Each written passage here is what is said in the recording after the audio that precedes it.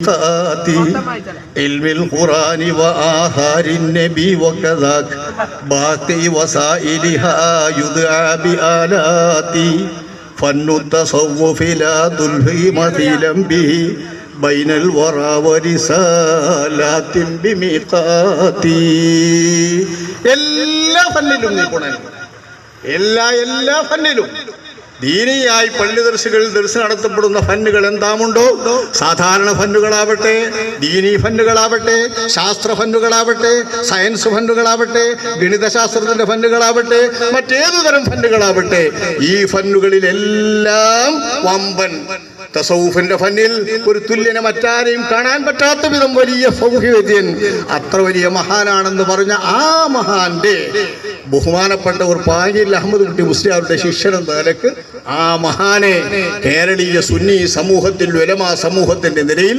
സുന്നത്ത് ജമാഅത്തിന്റെ ആദർശ പ്രസ്ഥാനം, സത്യാദർശ പ്രസ്ഥാനത്തിന്റെ തലവരായി, നേതാവായി, പ്രസിഡന്റായി വാഴിക്കേണ്ടത് സമസ്ത കേരള ജംഇയ്യത്തുൽ ഉലമാക്കും ബഹുമാനപ്പെട്ട പാങ്ങിൽ അഹമ്മദ് കുട്ടി മുസ്ലിയാർക്ക് ആ സമസ്തയോടുള്ള കടപ്പാടിനും അനിവാര്യമായ നന്ദിയാണ്, അനിവാര്യമായ ഉചിതമായ ഒരു പാരമ്പര്യമാണ് എന്ന് മനസ്സിലാക്കിക്കൊണ്ടു തന്നെയാണ് ബഹുമാനപ്പെട്ട പ്രസിഡന്റാക്കിയത്.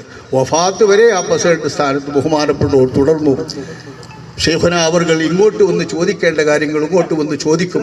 71 വരെ കാര്യമായ സംഘടനാ പ്രവർത്തനങ്ങളില്ല.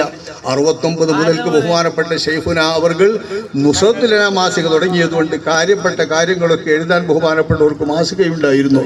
ആ മാസികയുടെ പ്രസിദ്ധീകരണം ആരംഭിച്ചതോടുകൂടെ സംഘടനാ പ്രവർത്തനങ്ങൾ ഏറെക്കുറെ മാസികയിൽ ഒതുങ്ങുകയും തൽക്കാലം ചില വാർഷിക മുഷാവറകൾ ചേരുകയും ചെയ്യുന്നവരായിരുന്നു 71 വരെയുള്ള രീതി.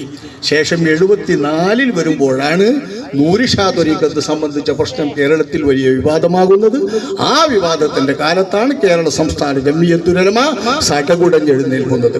സടകുടഞ്ഞെഴുന്നേൽക്കുന്ന അക്കാലം മുതൽക്ക് പിന്നീട് ജൈത്രയാത്ര തന്നെയാണ് കേരള സംസ്ഥാന ജംഇയ്യത്തുൽ ഉലമായുടെ ചരിത്രത്തിലെങ്ങും. ഇക്കാലത്ത് ഈ സംഘത്തെ നയിച്ച, ഈ കാലത്തിനിടയിൽ ഈ സംഘത്തെ പോഷിപ്പിച്ച, ഈ സംഘത്തെ നയിച്ച, ഈ സംഘത്തെ വേരോട്ടിയ, ഈ സംഘത്തിന് വേണ്ടി കഠിനാധ്വാനം ചെയ്ത മഹാത്മാക്കളായ മൗലാനമാരും സാദാത്തുക്കളും സയ്യിദുമാരും